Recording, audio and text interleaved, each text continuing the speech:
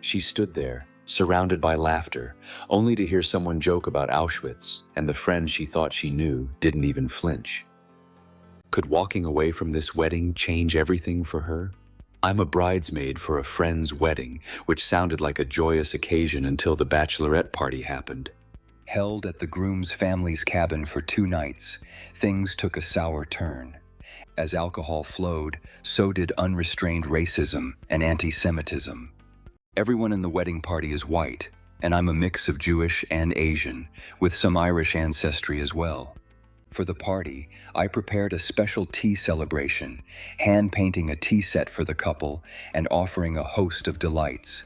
Lumpia, baked desserts, simple and familiar for Western tastes, like skyflakes with cheese and meat.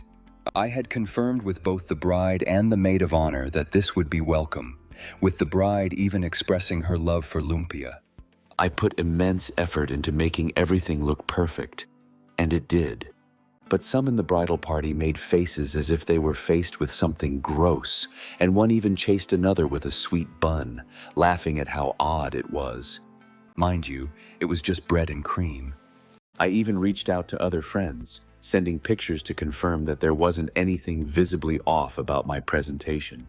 Their feedback was all positive. To be clear, the bride and others did thank me and compliment the setup. It was the groom's family who ridiculed the food and made Auschwitz jokes. During the party, the bride and friends remained silent about others' reactions and showed no signs of discomfort with the insensitive humor. When silence fell during the tea party, they brushed it off as fatigue. Almost nobody spoke up, other than labeling my tea potion-like for allegedly making everyone drowsy. My tea mix? Just a calming blend of hibiscus, rose, mint, and calamansi. Then came the blatant racist jokes. The party coincided with Juneteenth, making it fertile ground for inappropriate comments.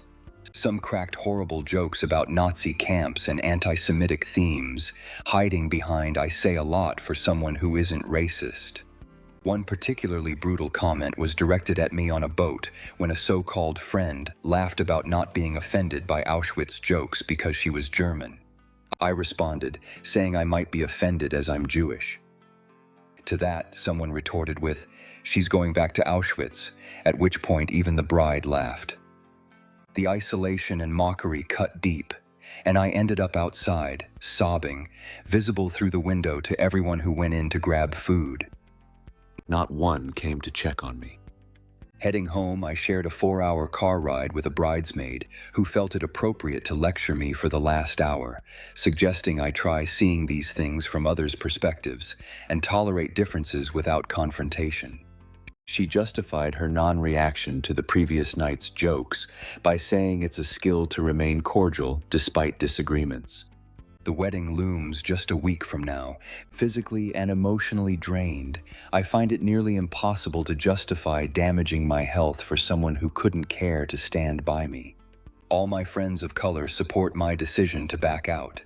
Yet this was my high school friend group, and I'm plagued by guilt over potentially letting them down. I need guidance. As times progressed, I've pondered over the dynamics with this friend group.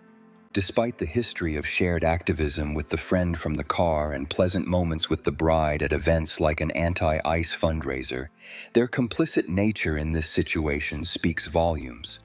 They're not direct perpetrators, but their silence equals complicity.